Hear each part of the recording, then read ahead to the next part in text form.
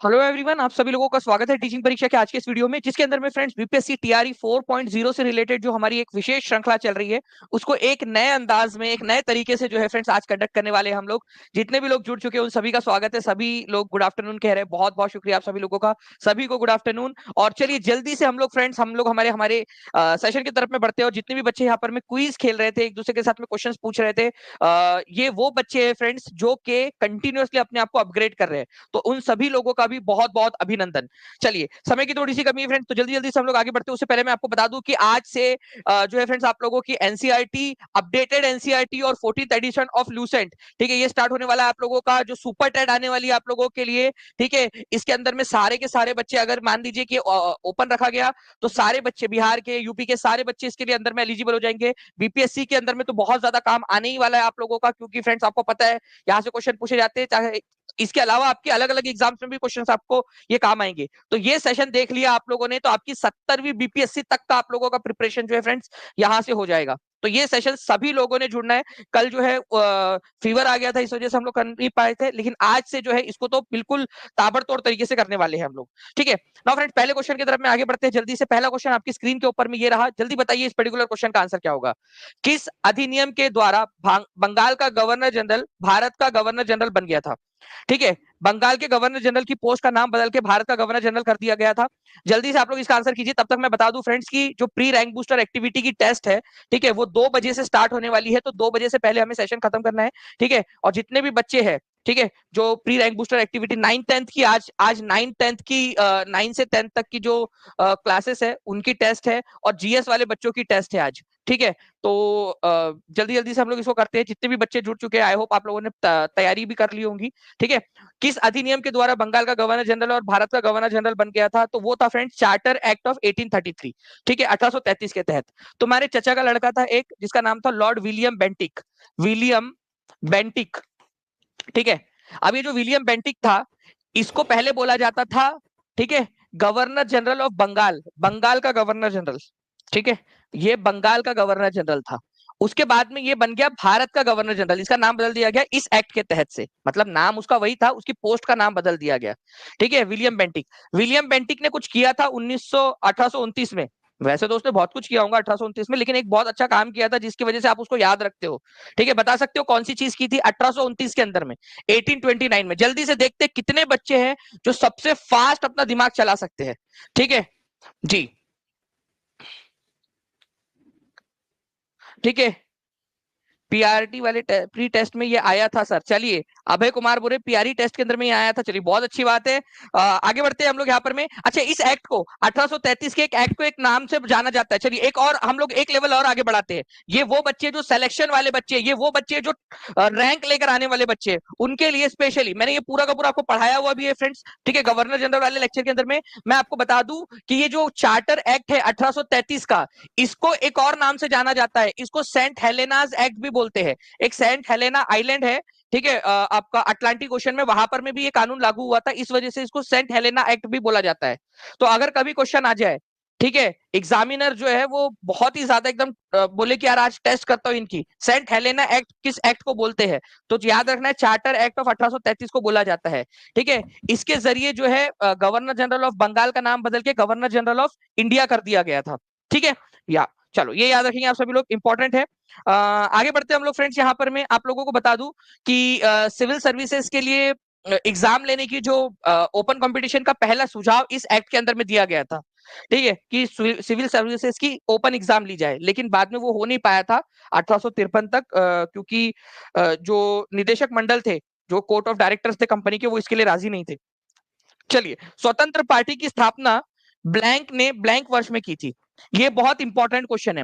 आप लोगों को मैंने जब ये क्वेश्चन कराया था उस समय बताया भी था, और ये क्वेश्चन फ्रेंड चंडीगढ़ की जो है एग्जाम के अंदर में आया था, जेबीटी के अंदर में। याद करो आप लोग, ये क्वेश्चन करवाया था, और बाद में जाकर ये क्वेश्चन चंडीगढ़ जेबीटी में आया। कई सारे बच्चे थे जो हमारे बच्चे हैं जिन्होंने चंडीगढ़ की जेबीटी भी देकर आए थे, वो इतने खुश हो गए थे कि सर एकदम से हम लोगों ने देखते से आंसर कर दिया था इसका। चलिए, जल्दी जल्दी से बताइए इस पर्टिकुलर क्वेश्चन का आंसर क्या होगा। जल्दी से सेशन को लाइक भी करते रहेंगे फ्रेंड्स, ताकि ऐसे ही हम लोग करते रहे सेशन को मजेदार तरीके से और भी क्वेश्चंस आपको करवाते रहे। ठीक है, सी राजगोपालाचारी ने इसकी स्थापना की थी और कब की थी? 1959 के अंदर में। ठीक है, दोनों क्वेश्चन इंपॉर्टेंट है, चंडीगढ़ जेबीटी के अंदर में आया था ये क्वेश्चन आप लोगों का। ठीक है, तो स्वतंत्र पार्टी की, और चंडीगढ़ जेबीटी में तो इजी वाला क्वेश्चन आया था, बस ये आया था स्वतंत्र पार्टी की स्थापना किसने की? सी राजगोपालाचारी। हमने तो वर्ष भी याद किया हुआ था। ठीक है, तो स्वतंत्र पार्टी की स्थापना याद रखना सी राजगोपालाचारी की ने की थी 1979 में। जनता पार्टी की स्थापना किसने की थी? जयप्रकाश नारायण ने 1977 के अंदर में।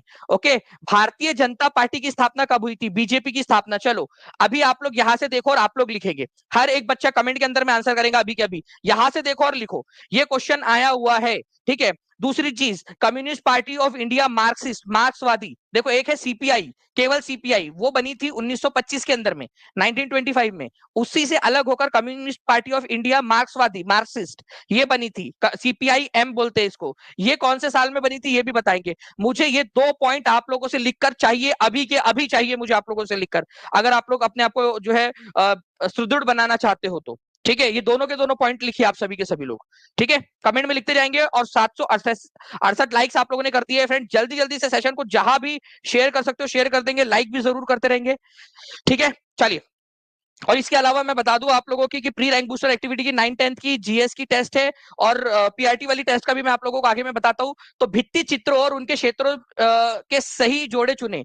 ठीक है, भित्ति चित्र यहां पर में दिए गए। भित्ति चित्र का, भित्ति का मतलब होता है फ्रेंड्स, ठीक है, आप लोगों का यहाँ पर में मुराल पेंटिंग्स, मुराल पेंटिंग्स को बोलते हैं आप लोग बड़े जो है यहाँ पर में ना जो दीवारों के ऊपर में और इसके ऊपर में जो चित्र किए जाते हैं, ठीक है, उनको बोला जाता है भित्ति चित्र आप लोगों की।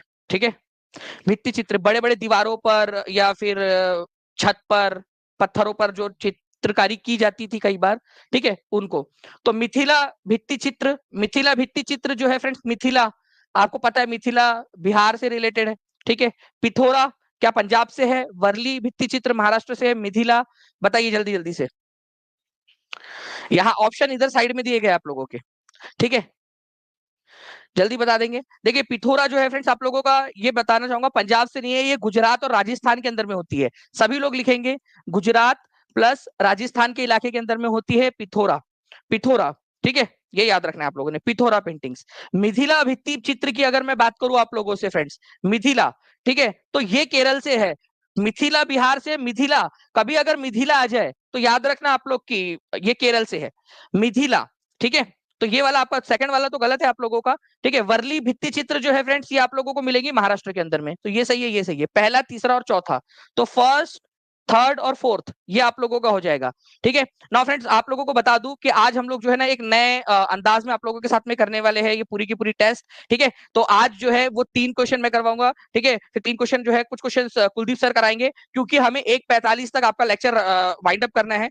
क्योंकि आज जो है हमारी जो प्री रैंक बूस्टर एक्टिविटी का महोत्सव चल रहा है टीचिंग परीक्षा 4.0 की बैच में, ठीक है, उसमें बच्चों की आज 2 बजे से टेस्ट है। ठीक है, और पीआरटी की जो टेस्ट थी आज रात में, ठीक है, जो पीआरटी टेस्ट 2 थी उसको हमने कल के लिए पोस्टपोन किया है, क्योंकि आज रात में आप लोगों की आंसर की आने वाली है पीआरटी की, उस वजह से हमने उसको कल के लिए पोस्टपोन किया है। बाकी जो बच्चे 9-10 के अंदर में, 6 to 8 के अंदर में या जीएस के अंदर में एनरोल हुए थे, उन बच्चों को भी अगर पीआरटी टेस्ट 2 देना है तो उनके लिए मैंने एक प्रोसीजर बताया था आपको, मैंने एक इंटरनल नंबर दिया हुआ है आप लोगों को ऐप में।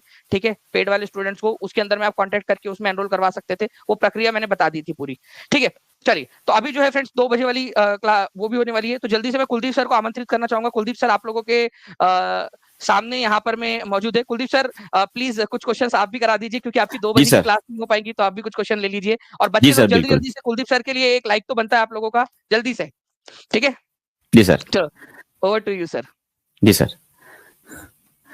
प्यारे बच्चों फिर से एक बार मैं स्वागत करता हूं टीम परीक्षा में। देखिए आज 2 बजे जो टेस्ट होने वाली है उसके वजह से जो शायद 2 बजे का मेरा साइंस का जो क्लास होने वाला था वो नहीं होने वाला है, पर उसी के वजह से एक जीएस की प्रैक्टिस कर जो है, जीएस और साइंस दोनों भी साथ मिलकर ये क्वेश्चंस ले रहे हैं। तो सभी लोग जल्दी से, आपके सामने एक क्वेश्चन रख दिया है तो जल्दी से इसका आंसर कर देंगे। How many chromosome does a human cell contain? किसी भी इंसानी कोशिका में कितने गुणसूत्र होते हैं ये पूछा गया है, तो आपका आंसर क्या रहेगा जी? इसका रहेगा 46। यहां पे अगर आपको ध्यान में रखना है, पेयर की अगर बात की जाए तो कितने पेयर्स रहेंगे? 23 पेयर्स रहेंगे। और 23 पेयर्स में एक पेयर ऐसी होती है, एक जोड़ी ऐसी होती है जिसे हम बोलते हैं सेक्स पेयर बोला जाता है। क्या बोला जाता है? सेक्स पेयर बोला जाता है। और सेक्स पेयर के बारे में अगर बात पूछी जाए तो सेक्स पेयर में बस दो क्रोमोसोम होते हैं, एक एक्स होता है और एक वाई होता है। कौन सा होता है? एक एक्स होता है और एक वाई होता है। वही अगर मैं बात करूं, इंसानों में दो जातियां होती है, एक मादा होता है और एक नर होता है। सभी को पता है ना ये बात? सभी को पता है, एक मादा होती है, एक नर होता है, जिसे हम मेल बोलते हैं और फीमेल बोलते हैं। इन मादा और नर को अलग करने वाली बस एक ही पेयर होती है जिसे हम सेक्स पेयर बोलते हैं। और उसमें अगर पूछा जाए कि मेल के अंदर कौन सी पेयर होती है तो कौन सी पेयर रहेगी मेल के अंदर? सभी लोग कमेंट बॉक्स में लिखेंगे कौन सी पेयर रहेगी, कौन सी जोड़ी रहेगी। और उसी तरह से अगर मैं बात करूं फीमेल की, तो फीमेल के अंदर कौन सी जोड़ी रहेगी ये भी सभी लोग आप कमेंट बॉक्स में लिख दोगे। फीमेल के अंदर कौन सी जोड़ी रहने वाली है जी? वो रहने वाली है आपकी एक्स एक्स। कौन सी जोड़ी रहेगी? एक्स एक्स रहेगी। ये सभी बातें आपको ध्यान में रखनी है। क्लियर हो गया? यहाँ पे रहेगा आपका एक्स एक्स और यहाँ पे रहेगी आपकी एक्स वाई। ये क्लियर है? क्लियर है। चलिए आगे बढ़ते हैं, नेक्स्ट क्वेश्चन लेते हैं। चलिए नेक्स्ट क्वेश्चन ये रहा आप सभी के लिए, सभी लोग इसका भी आंसर कर देंगे। यहां पे पूछा गया है कि जो मोनेरा ग्रुप होता है, हमने सभी ने पढ़ा है बायोलॉजिकल क्लासिफिकेशन, उसमें जो ग्रुप्स पढ़े थे उसमें मोनेरा ग्रुप हमने पढ़ा था, बराबर है? तो यहां पे पूछा गया है जो मोनेरा ग्रुप होता है उसमें कौन सा जीव आता है? क्या वो उसमें मशरूम आएगा, ईस्ट आएगा, बैक्टीरिया आया या मोसेस आएगा? ये क्वेश्चन आपका एसएससी में पूछा गया क्वेश्चन है। ये किसमें? आपके एसएससी में पूछा गया क्वेश्चन है। तो सभी लोग जल्दी से इसका आंसर कर देंगे। इसका आंसर क्या रहने वाला है? क्या रहेगा जी? बहुत बढ़िया, सभी ने आंसर बता दिया। इसका आंसर रहेगा आपका बैक्टीरिया माने की जीवाणु। बैक्टीरिया माने की जीवाणु। और बैक्टीरिया कौन से ग्रुप में आते हैं? मोनेरा में। और मोनेरा में जो उपस्थित जीव होते हैं उनको प्रोकैरियोटिक्स बोला जाता है। क्या बोला जाता है? प्रोकैरियोटिक्स बोला जाता है।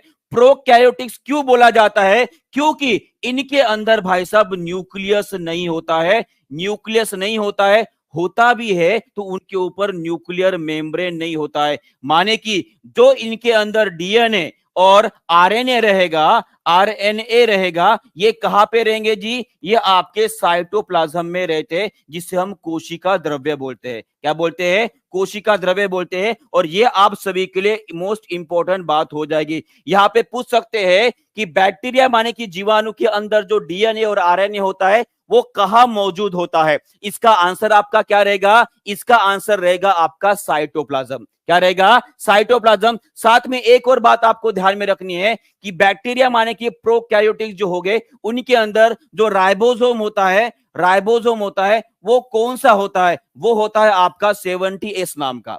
कौन सा होता है? 70S नाम का होता है। ये बातें भी आपको ध्यान में रखना पड़ेगा।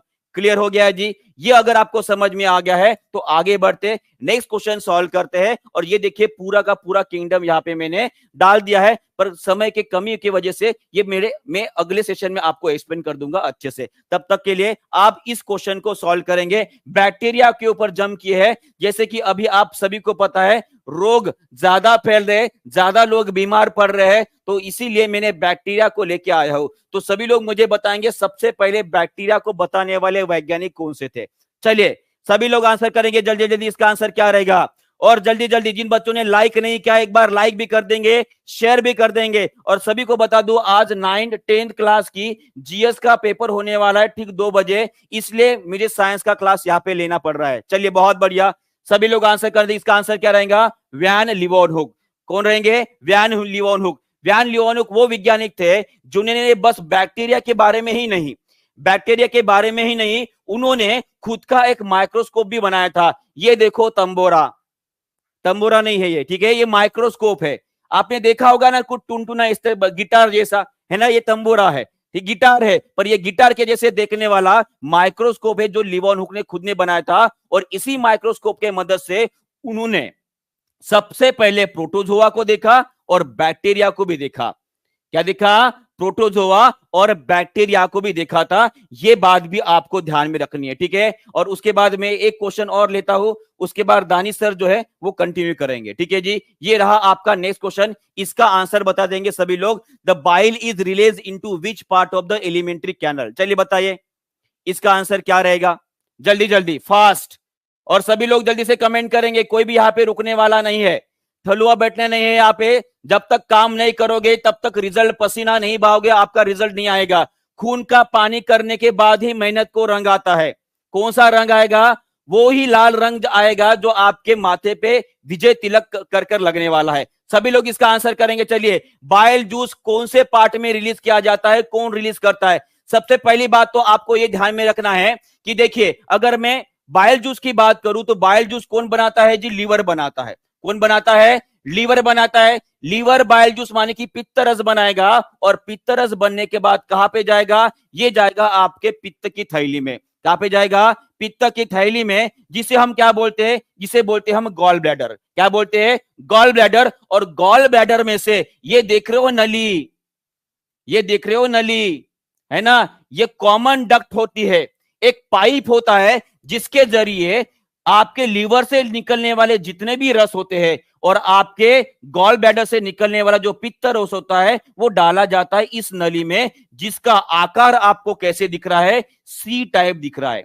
कैसे दिख रहा है? सी टाइप दिख रहा है। और इसी सी टाइप आकार को क्या बोला जाता है? ड्यूडेनम बोला जाता है। क्या बोला जाता है? ड्यूडेनम। और ये ड्यूडेनम किसका पार्ट होता है जी? ये होता है आपके छोटी आंत का पहला पार्ट होता है।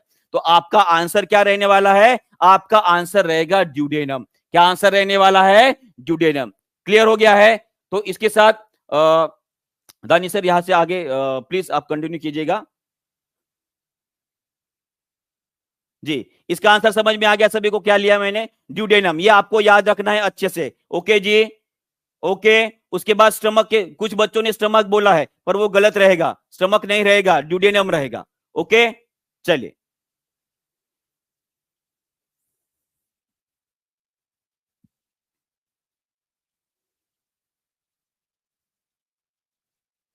बहुत बढ़िया, बहुत बढ़िया, बहुत बढ़िया। क्लियर है? चलिए, उसके बाद आगे बढ़ते, इसका भी आंसर बता दीजिए। इसका आंसर क्या रहेगा? Which of the following aqua solution will turn blue litmus to red? यहां पे पूछा गया है, अगर आपको दिया गया नीला वाला पेपर, लिटमस पेपर है ना, और नीले लिटमस पेपर को अगर रेड बनाया जाता है तो उसके लिए कौन सा केमिकल यहां पे रिस्पॉन्सिबल रहेगा? ये क्वेश्चन जो है आपका बड़ा ही जबरदस्त क्वेश्चन है। ये बीपीएससी में ही पूछा गया क्वेश्चन है, बाद में अदर एग्जामिनेशन में इसके बारे में पूछा गया है। तो सभी लोग इसका आंसर करेंगे। लिटमस अगर ब्लू टू रेड हो रहा है तो यहां पे पहली बात तो आपको समझ में आ गई है, अगर ब्लू लिटमस पेपर अगर रेड में कन्वर्ट हो रहा है तो इसके लिए रिस्पॉन्सिबल कौन रहेगा? इसके लिए एसिड रिस्पॉन्सिबल रहेगा, जिसे हम अम्ल बोलेंगे। क्या बोलेंगे? अम्ल। अब आपको यह सोचना है कि यहां पे अम्लीय पदार्थ तो कौन सा रहेगा? क्या कॉपर ऑक्साइड रहेगा? जी नहीं। क्या आयरन ऑक्साइड रहेगा? जी नहीं। क्या मैग्नीशियम ऑक्साइड रहेगा? जी नहीं। आपका आंसर रहेगा सल्फर डाइऑक्साइड। क्या रहेगा? Sulphur dioxide. और ये बात भाई साहब आपको अच्छे से याद रखनी है कि सल्फर डाइऑक्साइड का अगर आप सॉल्यूशन बनाते हो, इसे अगर आपका सॉल्यूशन बनाते हो, कोई मिश्रण बनाते हो, तो ये कौन से नेचर का रहेगा? ये आपके एसिडिक नेचर का रहेगा। कौन से नेचर का? एसिडिक, जिसे अम्लीय बोलेंगे। क्या बोलेंगे? अम्लीय बोलेंगे। क्लियर है जी? और बाकी के जितने भी ऊपर दिख रहे हैं ना, ये सभी के सभी, ठीक है, ये सभी के सभी कैसे रहेंगे? क्षारीय रहेंगे। कैसे रहेंगे? क्षारीय रहेंगे। क्लियर हो गया है? ओके जी, क्लियर है? चलिए, बहुत बढ़िया। तो इसके आगे जो है दानिश सर क्वेश्चन लेने वाले हैं आपके। दानिश सर प्लीज, आपको मैं वेलकम करता हूं।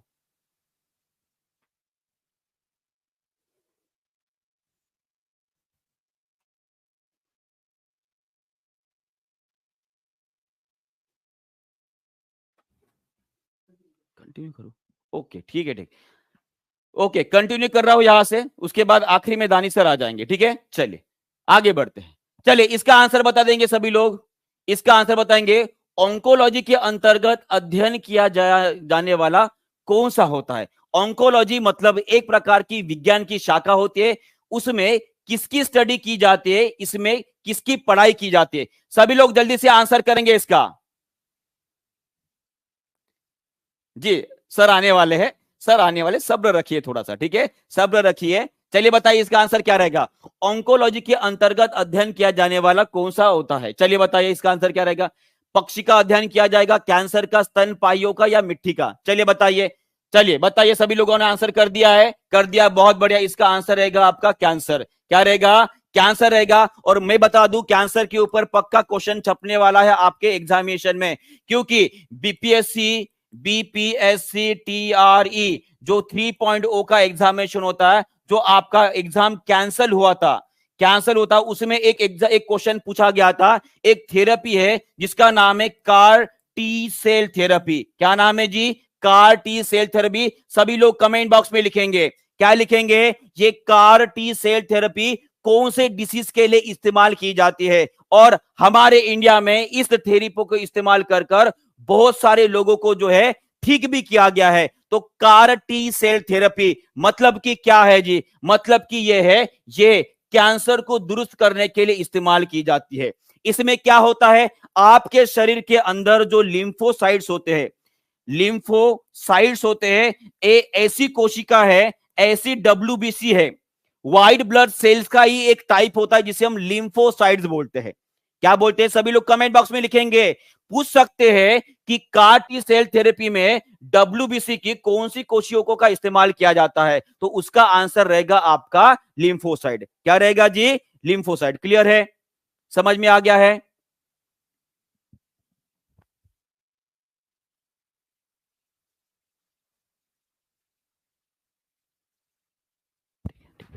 समझ में आ गया इसमें, ओके। तो अगर आपको पता है तो आप बता दोगे पक्षियों का अध्ययन, स्तनपायु का अध्ययन और मिट्टी का अध्ययन करने वाले विज्ञान शाखा का नाम क्या है, आप कमेंट बॉक्स में लिख दीजिए। तब तक दानिश सर अभी आने वाले हैं, वो क्लास यहां से कंटिन्यू करेंगे, ठीक है, बाद में फिर से मैं आ जाऊंगा, प्लीज सर।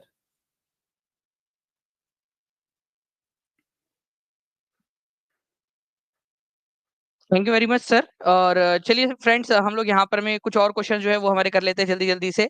और क्योंकि हमें फिर टेस्ट जो है फ्रेंड्स उसकी भी तैयारियां पीछे से चल रही है, ठीक है। तो अगर हम लोग बात करेंगे फ्रेंड्स यहाँ पर में हमारे इस पर्टिकुलर क्वेश्चन की, इसके अंदर में बोला गया है लोकसभा की बैठक गठित करने के लिए कोरम क्या होता है। अब देखिए ये कोरम जो है ना फ्रेंड्स बहुत ही इंपॉर्टेंट टर्म है, ठीक है। आप लोगों को पता होना चाहिए कि कोरम, अगर कोरम शब्द का ही मतलब पूछ लिया जाए तो कई सारे बच्चे कोरम का ये मतलब नहीं बता पाएंगे। इसका मतलब होता है minimum number of members to be present to continue the meeting of that house. न्यूनतम संख्या सदस्यों की जो मौजूद होनी चाहिए उस सदन के अंदर में, अगर सदन की कार्रवाई आगे बढ़ानी है। नहीं तो पता चले कि मोटा भाई छोटा भाई दोनों आ गए रात में, ठीक है, दरवाजा खोले एक नंबर, ठीक है, एकदम चुपके चुपके से, और ठीक है, और गए अंदर में एक बिल पास कराए, ठीक है, कौन लोग इसके अंदर में हाँ बोलते, दोनों ने हाँ बोला और एक बिल पास करा दिया। ऐसा नहीं होना चाहिए ना, ठीक है। तो यहाँ पर में फ्रेंड्स कोरम की वो रखी गई है कि कम से कम इतने सदस्य जो है वो मौजूद होने चाहिए इसमें, तभी जो है उसमें होगा। कई बार ऐसा होता है लोकसभा के अंदर में, लोकसभा टीवी के ऊपर में भी आप लोग देखोगे, या जो अभी जिसको संसद टीवी नाम दे दिया गया है, और राज्यसभा में भी, कि वो घंटी बजाई जाती है, जैसी कोरम खत्म हुआ ना वैसे ही घंटी बज जाती है कि रुक जाओ, जैसे से वैसे रुक जाओ, कुछ आगे नहीं बढ़ेगा, कोई रिकॉर्ड में नहीं जाएगा कुछ भी। तो ये कोरम जो है फ्रेंड्स ये होता है 1/10। अब मुझे बताइए कोरम के बारे में कौन से आर्टिकल में बात की गई है, आर्टिकल में, ठीक है, कौन सा वाला आर्टिकल है जिसमें ये बात की गई है। तो मैं आप लोगों को वो भी बता देता हूं कि अगर सदन की कार्रवाई चालू रखनी है तो मिनिमम जो है 10% लोग वहां मौजूद होने चाहिए। एक दहाई या 10% जिसको आप लोग बोल सकते हो, 1/10 या 10%, ठीक है। ये बात आर्टिकल नंबर 100 में बोली गई है, ठीक है। 100% ये बात सही है कि 10% लोग वहां पर में रहने चाहिए, ठीक है, मौजूद, तभी मीटिंग आगे बढ़ेगी। तो लोकसभा हो चाहे राज्यसभा हो, उनका कोरम कितना है, 10, ठीक है, प्रतिशत का, 1/10 बोल सकते हो। तो अगर मैं इसको नंबर में आपको बताऊं तो लोकसभा जो है आपका, इसका कोरम बनता है 25, ठीक है, ये ठीक है, यहाँ पर में कोरम बनता है इसका यहाँ पर में 55, ओके, लोकसभा का। और राज्यसभा जो है इसका कोरम बनता है 25, ठीक है। तो इतने मेंबर्स जो है वो कम से कम मौजूद होने चाहिए तभी कार्रवाई चलेगी। जैसे ही लोकसभा में यहाँ पर में एक भी मेंबर कम हुआ, ठीक है, तो वहां पर में जो है वो लोकसभा की कार्रवाई रुक जाएंगी, फिर वो घंटी बजती है कि जल्दी आ जाओ करके, ठीक है, नहीं तो अदरवाइज कार्रवाई आगे नहीं चलेंगी। और फिर वो राज्यसभा जो है फ्रेंड्स उसमें भी सेम तरीके का होता है यहाँ पर में, ओके। तो कोरम अगर नंबर में पूछ लिया जाए तो नंबर में भी याद रख लीजिएगा प्लीज आप लोग, और अगर मान लीजिए आप लोगों से पूछ लिया जाए परसेंटेज में, आर्टिकल पूछ लिया जाए तो भी आप लोग आंसर कर सकते हो। बहुत ही सिंपल तरीका है इसको याद रखने का, मुझे लगता है आप लोग इसको आराम से याद रख लोगे। इवन जो है फ्रेंड्स आपकी विधानसभा विधान परिषद के अंदर में भी 10% का ही कोरम होता है। ओके, तो ये भी एक इंपॉर्टेंट पॉइंट था आप लोगों का। उसके अलावा एक और क्वेश्चन आपका देखिए यहाँ पर में एग्जाम में जो है इसको तरह के क्वेश्चन पूछे जाते हैं आप लोगों से, आपको बताना है कि कौन सा वाला इवेंट जो है वो पहले हुआ। ठीक है, अब मैं आपसे पूछता हूं पहले कौन सा हुआ, और एक एक्स्ट्रा क्वेश्चन इसमें जोड़ देते हैं, लास्ट इनमें से लास्ट कौन सा वाला इवेंट हुआ, ये भी आप लोग बता दीजिए इनमें से लास्ट कौन सा हुआ था। दोनों क्वेश्चन के आंसर कर देंगे आप लोग जल्दी जल्दी से। 1312 बच्चों ने लाइक कर दिए फ्रेंड्स, 1827 बच्चे हमारे साथ में जुड़ चुके हैं। मुझे पूरी उम्मीद है कि अगर आप लोगों ने यहाँ पर में इस क्वेश्चन के साथ में 1500 बच्चों को कर दिया तो जो है हम लोग भी मोटिवेटेड रहेंगे। और आज आपकी 5 बजे लूसेंट प्लस एनसीईआरटी की जो सीरीज है फ्रेंड्स, उसके अंदर में हमें और ज्यादा ऊर्जा मिलेंगी कि बच्चे जो है वो मेहनती बच्चे हैं, ठीक है, इनके लिए और ज्यादा मेहनत करनी है हमने। ठीक है, और आपको बता दूं, जो आप एनसीईआरटी प्लस लूसेंट की जो सीरीज करने वाले हो ना शाम में, वो सीरीज आप लोगों के लिए मील का पत्थर साबित हो सकती है फ्रेंड्स। ठीक है, आपके तैयारी के अंदर में, क्योंकि इसमें आप लोगों को, आप लोग देखोगे कि इसके अंदर में आप लोगों को फ्रेंड्स अपडेटेड एनसीईआरटी करवाई जा रही है। और जो 14वें नंबर की जो लूसेंट आई है ना 2024 की लेटेस्ट एडिशन, 14th एडिशन 2024 का, ठीक है, लूसेंट का, वो करवाया जा रहा है आप लोगों को। तो हर एक बच्चा जुड़ जाएगा वहां पर में। ठीक है, तो देखिए क्रिप्स मिशन की मैं बात करूं तो ये कब आया था, लिखो आप लोग। होम रूल लीग कब आया था, ये लिख देंगे आप लोग। खिलाफत मूवमेंट कब हुई थी, और गांधी इरविन समझौता जो है वो कौन से साल में हुआ था। तो अगर एक एक करके हम इसके बारे में बात करें तो क्रिप्स मिशन, ठीक है, क्रिप्स मिशन आया था 1942 के अंदर में भारत से समझौता करने के लिए कि भाई हमारी मदद करो वर्ल्ड वॉर 2 में। होम रूल लीग की स्थापना हुई थी 1916 में। आपको पता है कि लोकमान्य तिलक और एनी बेसेंट का होम रूल लीग था, और उसके अलावा बिहार में भी होम रूल लीग चले थे अलग अलग। ओके, उसके बाद में जो है फ्रेंड्स खिलाफत मूवमेंट की बात करूं तो 1919 में हुआ था ये आपका खिलाफत मूवमेंट स्टार्ट। और गांधी इरविन समझौता जो है ये हुआ था आपका 1931 के अंदर में, 1931 में। तो अब आप बताओ पहले कौन सा हुआ और लास्ट में कौन सा हुआ। 1900 से ज्यादा बच्चे देख रहे हैं फ्रेंड्स, ठीक है, 1500 लाइक्स हो जाने चाहिए, 1387 लाइक्स हो चुके हैं। देखो अगर मैं बात करूं इस पर्टिकुलर क्वेश्चन की, तो यहां पर मैं सबसे पहली जो घटना घटी थी फर्स्ट वन, ठीक है, तो वो हुआ था होम रूल मूवमेंट इसमें से। ठीक है, लेकिन जो मैंने लास्ट वाला पूछा उसका आंसर क्या होगा, अब वो आप लोग बताइए, इनमें से सबसे लास्ट में क्या हुआ, ये आप लोग कमेंट करोगे।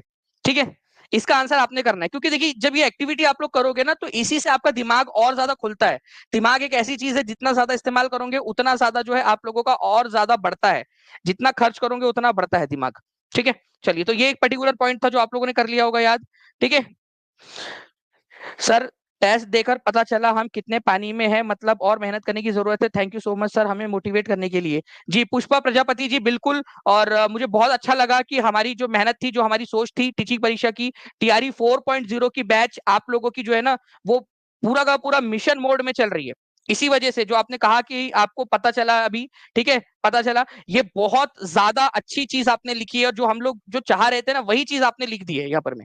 और यही हम लोग चाह रहे हैं कि पता चले आपको कि क्या करना है अब आपने, क्योंकि अभी से मेहनत करोगे तब जाके वो नोटिफिकेशन के बाद में जो बच्चे जागेंगे ना उनसे आप लोग आगे रहोगे। और आज भी टीआरई 4 के अंदर में 9th-10th की वो है आपकी भी। ठीक है, चलिए इस पर्टिकुलर क्वेश्चन का आंसर कीजिए फ्रेंड्स कि श्रीनगर कश्मीर में श्रीनगर शहर का निर्माण कराया था किस मौर्य सम्राट ने, बताइए जल्दी से, किस मौर्य सम्राट ने जो है श्रीनगर शहर का निर्माण करवाया था। और ये कहानी पता है आपको कहां से मिलती है, मैं अब जो पॉइंट बताने वाला हूं ना आपको, ये जो पॉइंट है कि एक मौर्य सम्राट था जिसने कश्मीर में श्रीनगर शहर की स्थापना की थी, ये बताया था तुम्हारे मामा के लड़के कल्हन ने। ठीक है, कल्हन नाम का एक जो है फ्रेंड्स कवि था, उसने एक पुस्तक लिखी थी जिस पुस्तक का नाम था राज तरंगनी। राज तरंगनी, तरंगनी, बताओ क्या ये यूपी सुपर टेट में नहीं आया था।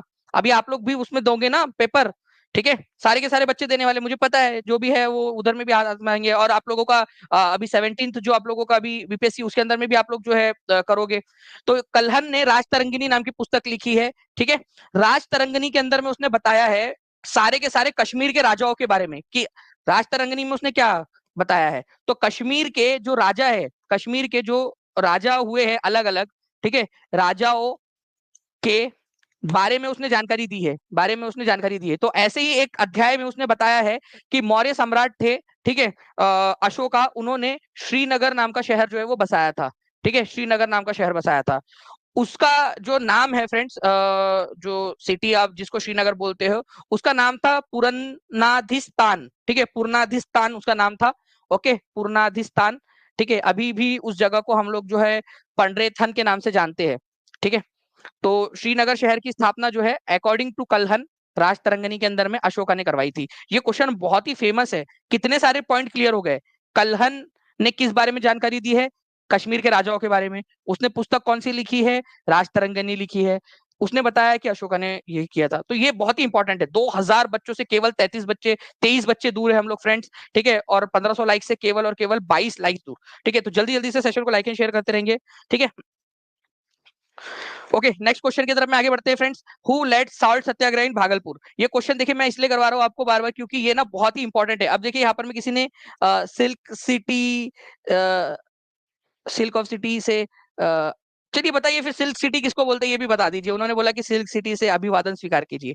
चलिए तो बताइए आप लोग सिल्क सिटी किसको कहते हैं, ठीक है।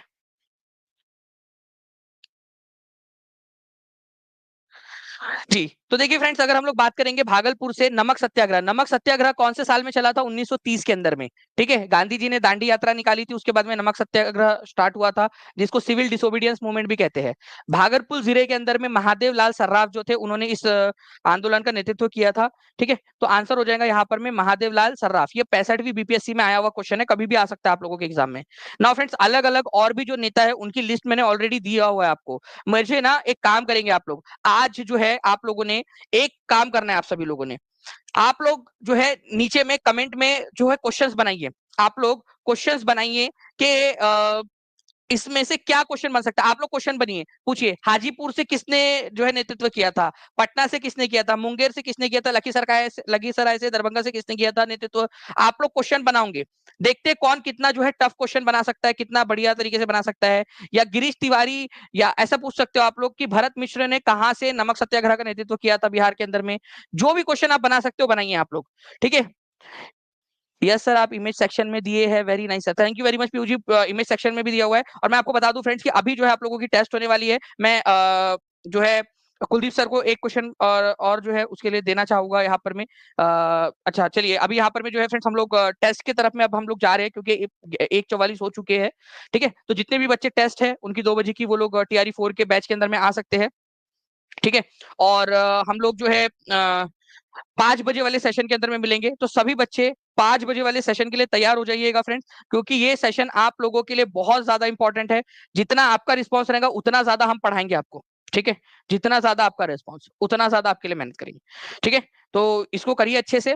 बाकी जो है मिलते हैं 5 बजे। और टेस्ट आप लोग दे दीजिए जाकर, जिन भी बच्चों का टेस्ट है। मैं अभी लाइव जाऊंगा ऐप के अंदर में, TRE 4 के अंदर में, उसमें बता भी दूंगा कि किस प्रकार से आपने टेस्ट देनी है, ठीक है। चलो, thank you very much friends, take care and bye, God bless you all, thank you very much, bye, thank you.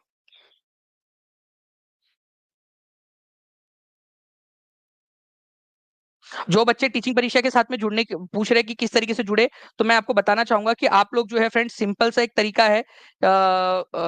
आप लोग अगर देखोगे तो नीचे में एक नंबर चल रहा है 7611101101, 96978844, इस पर कॉल या व्हाट्सएप कर दीजिए। टीम आपकी मदद कर देंगी। सबसे ज्यादा सिलेक्शन देने वाला इंस्टीट्यूट, ठीक है, ऑनलाइन टीचिंग इंस्टीट्यूट, जहां पर मैं आप लोगों को बहुत सारी चीजें की जा रही है और कंटिन्यूअसली हम एफर्ट ले रहे हैं। अभी से जब आपका नोटिफिकेशन भी नहीं आया तब से हम आपके लिए ऊपर में काम करना स्टार्ट कर दिए, क्योंकि हमें चाहिए आपका रिजल्ट, ठीक है। हमें चाहिए आपकी रैंक, रैंक चाहिए भाई, रैंक लेकर आनी है। टीचिंग परीक्षा से आना चाहिए सारी रैंक। ओके, चलो, thank you very much friends, take care and bye, God bless you all, thank you friends, bye, thank you.